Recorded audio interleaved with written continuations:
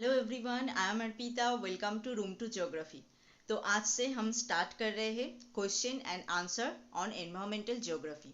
यहाँ पे मेनली हम शॉर्ट नोट डिस्कस करेंगे। जैसे 2 मार्क्स में हो सकते हैं, 2 और 3 मार्क्स में आ सकते हैं, ऐसा क्वेश्चन हम डिस्कस करेंगे। अभी 2 मार्क्स का क्वेश्चन खत्म हो जाए उसके बाद एमसीक्यू क्वेश्चन एंड आंसर, उसके बाद हम स्टार्ट करेंगे। ठीक है, तो चलिए देखते हैं आज के पार्ट में क्या क्या क्वेश्चन है।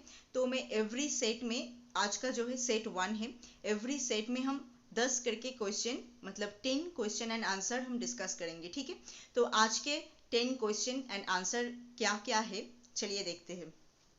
एट फर्स्ट है बायोस्फीयर। बायोस्फीयर क्या है, व्हाट इज बायोस्फीयर। तो हमने यहाँ पे ऐसे पॉइंट करके दिया है, तो इससे बहुत सारे क्वेश्चन ऐसे हो सकते हैं, जैसे what is biosphere, define biosphere, right a short note on biosphere, ऐसे करके बहुत सारे क्वेश्चन इधर से हो सकता है। The biosphere is the biological component of Earth which include the lithosphere, hydrosphere and atmosphere. तो biosphere mainly क्या है? The biosphere is the biological component of Earth. ठीक है, biological component of Earth which include the lithosphere. Lithosphere मतलब earth crust जो होता है, मिट्टी का एरिया जो होता है, लैंड एरिया जो होता है, वो है लिथोस्फीयर।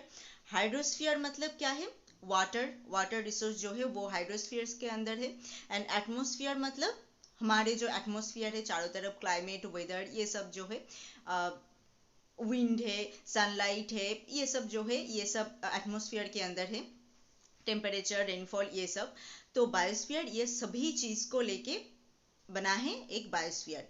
तो biosphere is the biological component of earth. इसके अंदर क्या क्या इंक्लूडेड है, लिथोस्फीयर, हाइड्रोस्फीयर एंड एटमॉस्फेयर।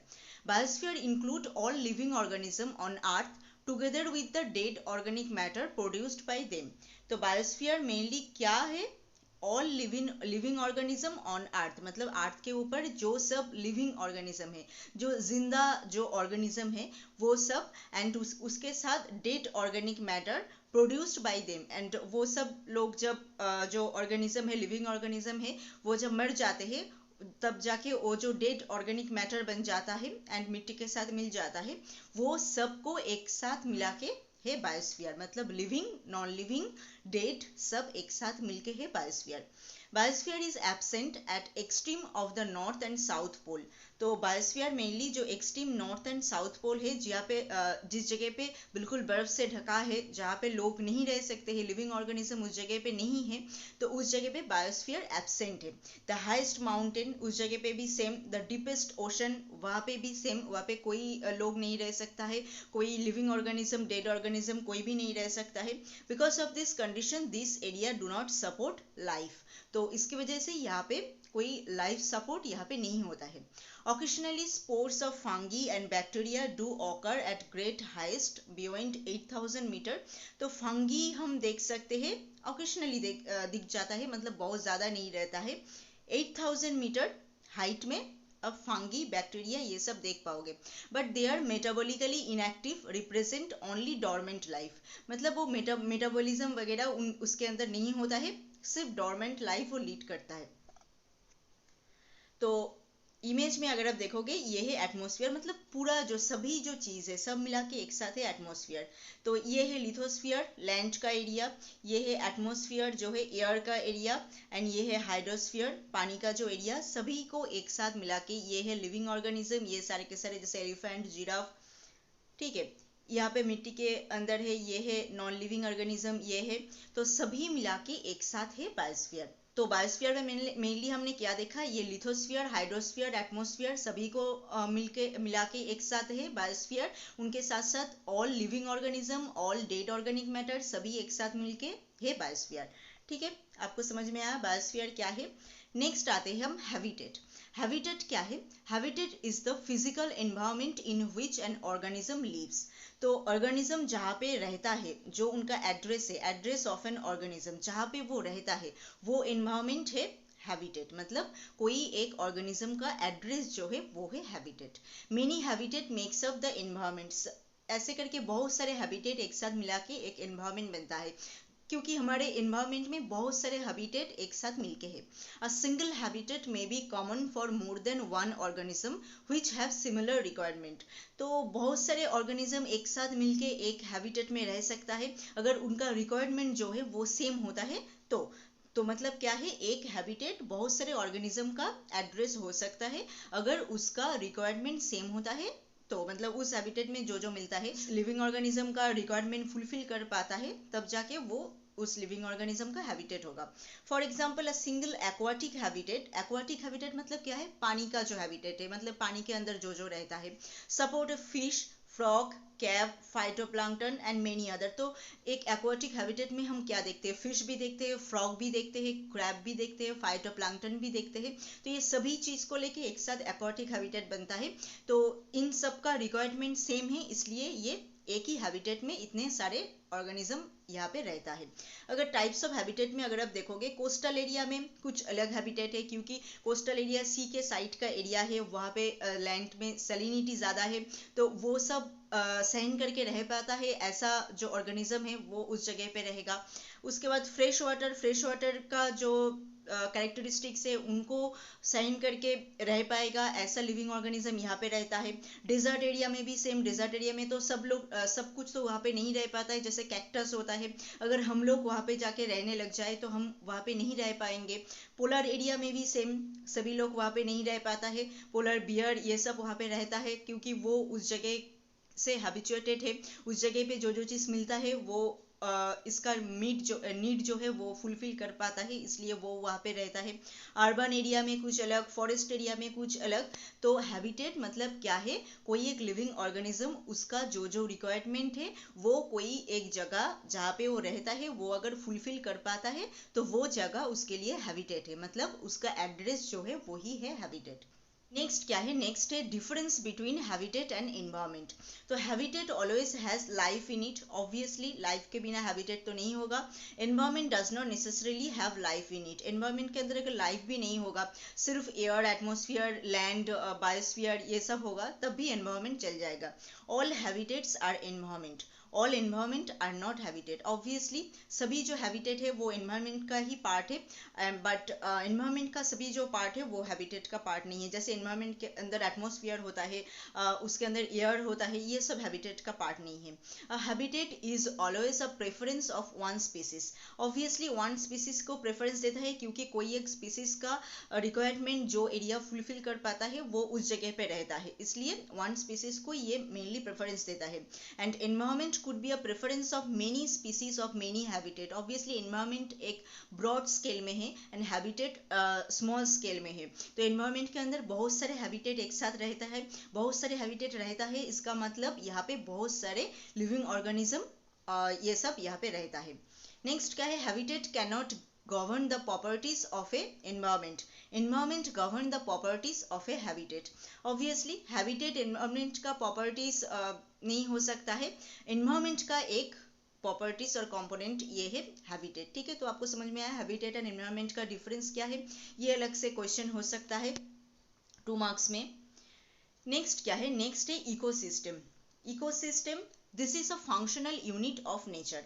तो यहाँ से क्वेश्चन के फॉर्म में हमने यहाँ पे नहीं दिया है, तो बहुत सारे टाइप्स ऑफ क्वेश्चन इधर से हो सकते हैं, जैसे what is ecosystem, define ecosystem, short right a short note on ecosystem, ऐसे करके बहुत सारे क्वेश्चन हो सकता है, हमने सिर्फ पॉइंट करके दिया है। ठीक है, this is a functional unit of nature. Ecosystem while living organism मतलब क्या है, प्रोड्यूसर, कंज्यूमर, डिकम्पोजर। प्रोड्यूसर मतलब जो अपना खाना खुद प्रोड्यूस कर पाता है, कंज्यूमर जो अपने लिविंग के लिए प्रोड्यूसर के ऊपर डिपेंडेंट है, डिकम्पोजर वो भी डिपेंडेंट है।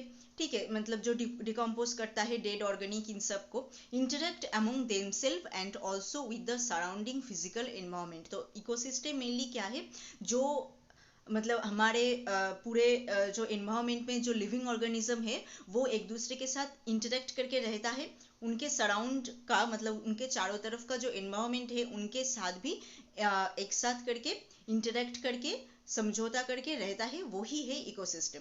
And ecosystem can be of any size but usually encompasses specific and limited spaces. बहुत सारे साइज में ये हो सकता है एंड अलग अलग से इसके अंदर स्पीसीज जो होता है वो लिमिटेड होता है। Biotic and abiotic component of ecosystem are linked together through nutrient cycle and energy flow. ये सब हम धीरे धीरे करके डिस्कस करेंगे क्वेश्चन के फॉर्म में। न्यूट्रिएंट साइकिल क्या है, एनर्जी फ्लो ये सब क्या है, सब हम एक एक करके क्वेश्चन के फॉर्म में डिस्कस करेंगे। Biotic and abiotic component, ecosystem का जो दो टाइप ऑफ कंपोनेंट है, biotic component and abiotic component, वो एक दूसरे के साथ लिंक्ड होता है किसके through, nutrient cycle and energy flow इसके through.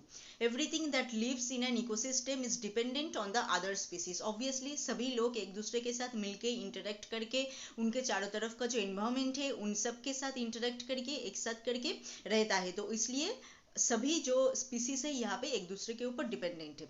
If one part of ecosystem is damage और disappear it has an impact on everything scales. Obviously एक अगर डैमेज हो जाए सिस्टम में तो सभी जो इकोसिस्टम है सभी डैमेज हो जाए। अगर कोई एक इकोसिस्टम के अंदर प्रोड्यूसर जो है वो बिल्कुल नहीं रहता है तो क्या होगा, कंज्यूमर नहीं बच पाएगा, डिकम्पोजर का भी कोई काम नहीं होगा, तो वो भी धीरे धीरे कम हो जाएगा, गायब हो जाएगा, तो पूरा इकोसिस्टम ही ऐसे करके डैमेज हो जाएगा। तो सभी पार्ट को यहाँ पे एक साथ मिलके एक दूसरे के साथ इंटरेक्ट करके रहना है, तब जाके एक इकोसिस्टम बनेगा। तो यहाँ पे अगर आप देखोगे सभी चीज़ हमारे एनवायरनमेंट के अंदर एक साथ है। जैसे यहाँ पे है प्लांट कम्युनिटी, ये है हैबिटेट, ये है लैंड एरिया, यहाँ पे फॉरेस्ट है, यहाँ पे पानी का एरिया है, उसके अंदर फिश वगैरह ये सब है, यहाँ पे बैक्टीरिया वगैरह ये सब है, इसके अंदर एनवायरनमेंट भी है, इसके अंदर जैसे बारिश हो रहा है, यहाँ पे सोलर रेडिएशन ये सब है, तो सभी के साथ एक साथ मिलके रहता है, वो है इकोसिस्टम। नेक्स्ट क्या है, classification of ecosystem. Classification of ecosystem में क्या क्या है, एक तो है इकोसिस्टम को अगर आप क्लासीफाई करोगे तो एक है नेचुरल इकोसिस्टम, एक है आर्टिफिशियल इकोसिस्टम। ठीक है, आर्टिफिशियल इकोसिस्टम के अंदर क्या है, क्रॉपलैंड है। क्रॉपलैंड मतलब हम जहाँ पे क्रॉपिंग करते हैं, एग्रीकल्चरल लैंड जो होता है वो है आर्टिफिशियल इकोसिस्टम। उनके साथ साथ आर्टिफिशियल इकोसिस्टम में और भी है, एक्वेरियम है जो हम हमारे घर में रखते हैं, उसके अंदर फिश वगैरह रखते हैं। पॉन्ड का एक अलग वर्जन है वो भी आर्टिफिशियल इकोसिस्टम है।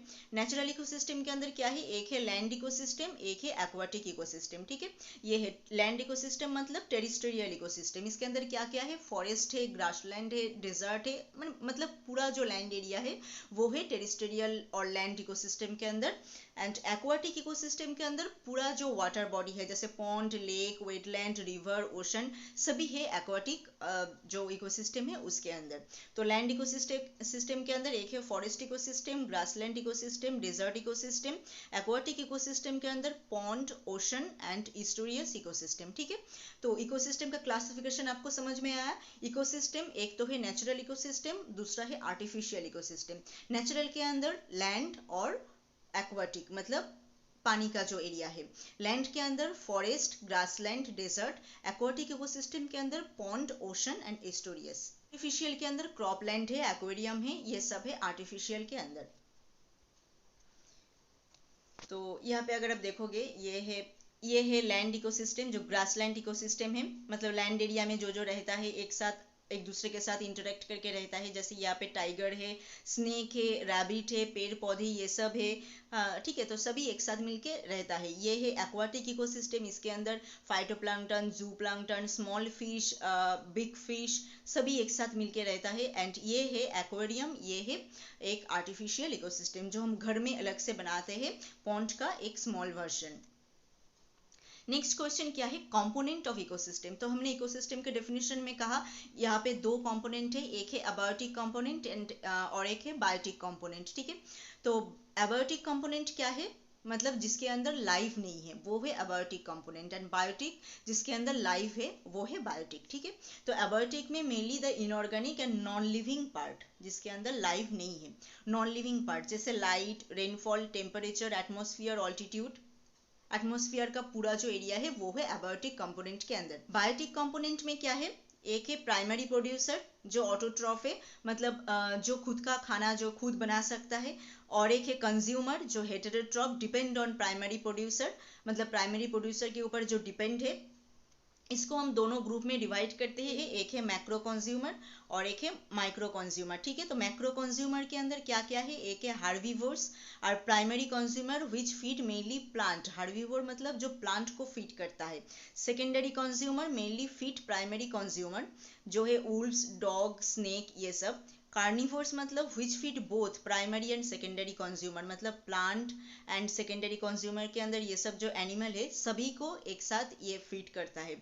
And omnivores are organism which consume both plant and animal, जैसे ह्यूमन है, हम प्लांट एंड एनिमल सभी चीज को खाते हैं, तो omnivores से हम। तो macro consumer and micro consumer ये दो है कंज्यूमर का पार्ट। मैक्रो कंज्यूमर के अंदर हार्बीवोर्स है जो सिर्फ प्लांट को खाता है, जैसे शिप, रैबिट ये सब। सेकेंडरी कंज्यूमर है वुल्फ, डॉग, स्नेक, ये प्राइमरी कंज्यूमर को फीड करता है।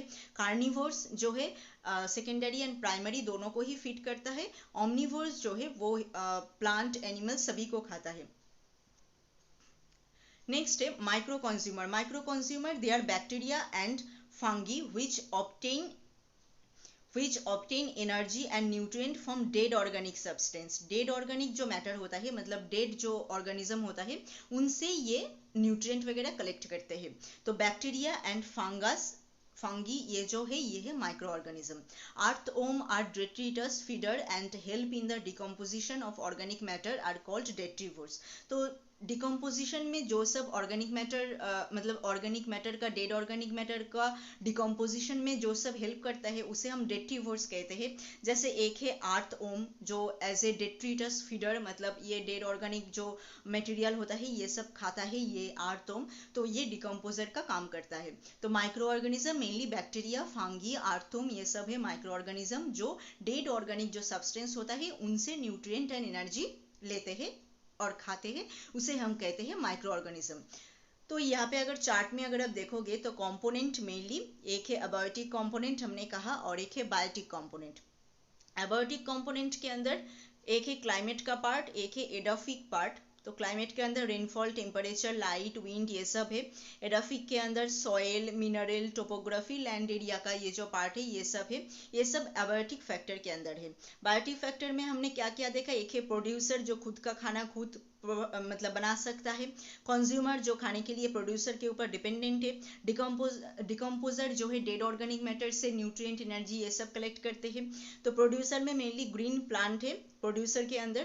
Consumer primary, secondary, tertiary, quaternary, heterotrophs सभी हो सकता है, हमने डिस्कस किया एक एक करके। डिकम्पोजर के अंदर है बैक्टीरिया, फंगी ये सब है डिकम्पोजर के अंदर। तो आई थिंक आपको ये कंपोनेंट आपको समझ में आया। नेक्स्ट क्या है, नेक्स्ट है biome. A biome is a large naturally occurring community of flora and fauna occupying a major habitat. मतलब बायोम है एक बड़ा हैबिटेट का एक बड़ा वर्जन, ठीक है, जहाँ पे जिसके अंदर बहुत सारे हैबिटेट एक साथ मिलके रहते हैं, बहुत सारे फ्लोरा एंड फौना एक साथ मिलके जहाँ पे रहते हैं। जैसे रेन फॉरेस्ट बायोम है, तुंड्रा बायोम है, ऐसे करके बहुत सारे बायोम हैं, सभी हम डिस्कस करेंगे एक एक करके। तो सभी के अंदर अलग अलग टाइप ऑफ स्पीसीज रहता है। अगर आप देखोगे रेन फॉरेस्ट बायोम जहाँ पे है, रेन फॉरेस्ट एरिया में बहुत ज़्यादा रेनफॉल होता है एंड टेम्परेचर भी बहुत ज़्यादा है, तो इस जगह पे फॉरेस्ट एरिया बहुत ज़्यादा होता है, तो यहाँ पे एक टाइप ऑफ प्लांट यहाँ पे रहता है। अगर डेजर्ट एरिया पे अगर आप देखोगे उस जगह पे बारिश वगैरह बिल्कुल नहीं होता है, टेम्परेचर बहुत ज़्यादा है, तो वहाँ पे जो प्लांट रहता है, प्लांट और एनिमल जो भी हो वो रहता है, वो रेन फॉरेस्ट एरिया में आके नहीं रह पाएगा क्योंकि उनका रिक्वायरमेंट अलग है, इनका रिक्वायरमेंट अलग है। तो एक एक तो खुद का जो रिक्वायरमेंट जैसा है वैसे करके ये अपना अपना एरिया जो है चूज करता है एंड अलग अलग बायोम इसके ऊपर बनता है। मतलब रेन फॉरेस्ट बायोम के अंदर जो फ्लोरा एंड फौना ये सब रहता है सभी का रिक्वायरमेंट मोर और लेस सेम ही है। Biome can comprise a variety of habitat, obviously बहुत सारे हैबिटेट एक साथ मिलकर बायोम के अंदर रहता है। Plant and animal at the common characteristics, plant and animal के बिना कोई बायोम नहीं बने। तो ये है रेन फॉरेस्ट बायोम जहाँ पे बारिश भी होता है बहुत ज़्यादा, टेम्परेचर भी बहुत ज़्यादा है। ये है ग्रासलैंड बायोम, सभी करके अलग अलग बहुत सारे बायोम है एंड सभी के अंदर प्लांट एंड जो फ्लोरा एंड फोना का जो वेराइटीज है वो भी अलग अलग है।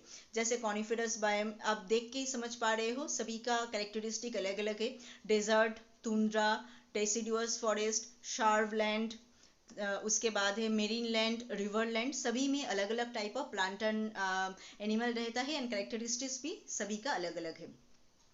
नेक्स्ट क्या है, नेक्स्ट है नेचुरल सिलेक्शन। तो what is natural selection? Natural selection is the mechanism proposed by Darwin and Wallace. Natural selection is the process by which species adapt to their environment. मतलब कोई एक species उसके environment के साथ कैसे adapt होगा, वो है natural selection. नेक्स्ट क्या है, इकोटॉन। What is ecoton? An ecoton is a zone of junction or a transition area between two biome. तो हमने अभी बायोम डिस्कस किया, तो दो बायोम ऐसा अगर मानो रेन फॉरेस्ट बायोम और डेजर्ट बायोम, ये दोनों बायोम के अंदर जो जंक्शन जो पॉइंट है, एक जगह पे तो दोनों बायोम एक जगह पे मिले हैं, तो वो जंक्शन जो एरिया है, वो ट्रांजिशन जो एरिया है, जिस जगह पे रेन फॉरेस्ट का भी पार्ट है एंड डेजर्ट का भी पार्ट है, दोनों मिलके ट्रांजिशन एरिया बनता है, तो उस जोन को हम कहते हैं इकोटॉन। ठीक है, मानो ये है रेन फॉरेस्ट एरिया, ये है डेजर्ट एरिया, इसके मिडिल का जो एरिया है, जंक्शन जो पॉइंट है, यहाँ पे रेन फॉरेस्ट का भी कैरेक्टरिस्टिक्स वगैरह है, प्लांट एंड एनिमल है, एंड डेजर्ट का भी कैरेक्टरिस्टिक्स है, तो इस जगह को हम कहते हैं ecotone. Ecotone is the zone where two communities meet and integrate. Obviously ये एक ऐसा जोन है जहाँ पे दोनों कम्युनिटीज एक साथ मिलते हैं एंड एक दूसरे के साथ इंटीग्रेट करते हैं। Example, the mangrove forest represent an ecotone between marine and terrestrial ecosystem. तो मैंग्रोव एरिया कहाँ पे बनते हैं? मेनली डेल्टा एरिया में, रिवर जहाँ पे खत्म होता है, एंड मेरीन एरिया उसके बाद मतलब ओशन का पार्ट शुरू होता है, उस जगह पे मैंग्रोव फॉरेस्ट बनता है। तो मैंग्रोव फॉरेस्ट मेनली जिस जगह पे बनता है, एक साइड में है ओशन और एक साइड में है लैंड, दोनों के बीच में ये बनता है, तो ये एक इकोटॉन एरिया है। Grassland between forest and desert, forest and desert के बीच का जो एरिया है वहाँ पे है ग्रासलैंड, वो भी एक इकोटॉन एरिया है। Estuary between fresh water and salt water, fresh water and salt water के बीच का जो एरिया है वो भी एक इकोटॉन है। River bank between dry and wet, dry part मतलब रिवर बैंक के साइड का लैंड एरिया, वेट पार्ट मतलब रिवर का जो पानी का एरिया है, दोनों के बीच में जो है रिवर बैंक जो एरिया है वो भी इकोटॉन है। मतलब उस जगह पे लैंड का भी प्लांट एंड एनिमल होता है एंड वाटर का, पानी का भी प्लांट एंड एनिमल होता है, तो ऐसे करके इकोटॉन बनता है। तो ecotone mainly a zone of junction और एक transition area between two biome, मतलब दोनों जगह का एक ट्रांजिशन जो एरिया होता है, जहाँ पे दोनों जगह का ही कैरेक्टरिस्टिक्स होता है, दोनों जगह का ही प्लांट एंड स्पीसीज ये सब वगैरह होता है, एक मिक्सिंग मतलब एक मिक्सिंग कल्चर जिस जगह पे होता है उसे हम कहते हैं ecotone. Characteristics of ecotone, it may be narrow और वाइड। ऑब्वियसली ये नैरो भी हो सकता है एंड वाइड भी हो सकता है, जैसे फॉरेस्ट एंड डेजर्ट के अंदर है wide and grassland and forest के अंदर है narrow. It has condition intermediate to the adjacent ecosystem, hence it is a zone of tension. Obviously एक एक इंटरमीडिएट इकोसिस्टम है, दोनों इकोसिस्टम के बीच का एक एरिया है। Usually the number and the population density of the species of an outgoing community decreases as we move away from the community or ecosystem. तो मेनली क्या होता है, एक इकोसिस्टम से अगर हम और एक इकोसिस्टम के अंदर जाते हैं तो धीरे धीरे जो उस जगह का स्पीसीज वगैरह उनका जो नंबर है एंड जो कम्युनिटी है वो धीरे धीरे कम होते जाते हैं। A well developed ecotone contains some organism which are entirely different from that of the adjoining communities। तो बहुत सारे ऐसे इकोटॉन भी है जहाँ पे कुछ ऐसा टाइप ऑफ ऑर्गेनिज्म है जो दोनों साइड का जो दो बायोम और दो जो अलग अलग एरिया है उस दो जगह पे भी नहीं है, उस जगह पे अलग से बना है, ऐसा भी है इकोटॉन में। तो यहाँ पे अगर आप देखो कि ये है इकोटॉन एरिया, ये है लैंड जोन एंड ये है लैंड एरिया एंड ये है एक्वाटिक एरिया। इन दोनों के बीच का जो एरिया है जिसके अंदर लैंड भी है एंड पानी भी है, उसके अंदर देखो पानी का ये सब प्लांट भी है एंड ये सब एनिमल ये सब भी है एक साथ मिलके, तो ये है इकोटॉन। अगर यहाँ पे और एक आप देखोगे ये है फॉरेस्ट एरिया, ये है ग्रासलैंड एरिया, इसके बीच का जो ये एरिया है जहाँ पे ग्रासलैंड भी है फॉरेस्ट भी है दोनों एक साथ मिलके है, वो है इकोटॉन। तो मेनली दोनों जगह का जो ट्रांजिशन एरिया है वो है इकोटॉन। नेक्स्ट क्या है, नेक्स्ट है ecocline. Ecocline is a zone of gradual but continuous change from one ecosystem to another where there is no sharp boundary between the two in terms of species composition. तो ये है zone of gradual, जिस जगह पे continuous change होता है, ठीक है, एक इकोसिस्टम से और एक इकोसिस्टम दोनों के बीच का ही एरिया है एंड कॉन्टिन्यूअस चेंजेस होता है इस जगह पे। यहाँ पे कोई शार्प बाउंड्री नहीं है, दोनों इकोसिस्टम का अलग से बाउंड्री नहीं है, दोनों एक साथ मिल गए हैं इस जगह पे। ठीक है, ecocline occur across the environmental gradient, gradual change in abiotic factors such as altitude, temperature, salinity, depth, इन सब का भी एक ग्रेजुअली चेंजेस होता है इस जगह पे। Ecocline is a zone of gradual but continuous changes from one system to another. तो वन इकोसिस्टम से और एक इकोसिस्टम का बीच का एरिया है एंड जोन ऑफ ग्रेजुअल है ये। यहाँ पे शार्प कोई बाउंड्री नहीं है, सभी कंपोजिशन स्पीसीज वगैरह इस जगह पे एक साथ मिल गए हैं, मतलब ऐसा एक एरिया है, ये है इकोक लाइन। तो आज का 10 क्वेश्चन खत्म है। आज हमने क्या क्या डिस्कस किया, एक biosphere, ecosystem, component of ecosystem, habitat, habitat environment का डिफरेंस, इकोक लाइन, इकोटोन, ये तो बहुत सारे इंपॉर्टेंट क्वेश्चन है। यहाँ पे नेचुरल सिलेक्शन, ये सभी इंपॉर्टेंट क्वेश्चन है यहाँ पे। आई थिंक आज का जो 10 क्वेश्चन हमने डिस्कस किया आपको समझ में आ गया है। नेक्स्ट वीडियो में हम और 10 क्वेश्चन लेके आएंगे, ऐसे करके हम बहुत सारे सेट में पूरा एनवायरमेंटल ज्योग्राफी जो है डिस्कस करेंगे। सभी ज्योग्राफी का जो पार्ट है ऐसे करके ही हम डिस्कस करेंगे। आई थिंक आज का ये पार्ट आपको समझ में आ गया है। फिर भी कोई क्वेश्चन है और आप अगर चाहते हो और कोई अलग अलग क्वेश्चन हम डिस्कस करें तो आप हमें कमेंट करके बताएं। मिलते हैं और एक नए वीडियो में और एक नए टॉपिक के साथ। Thank you.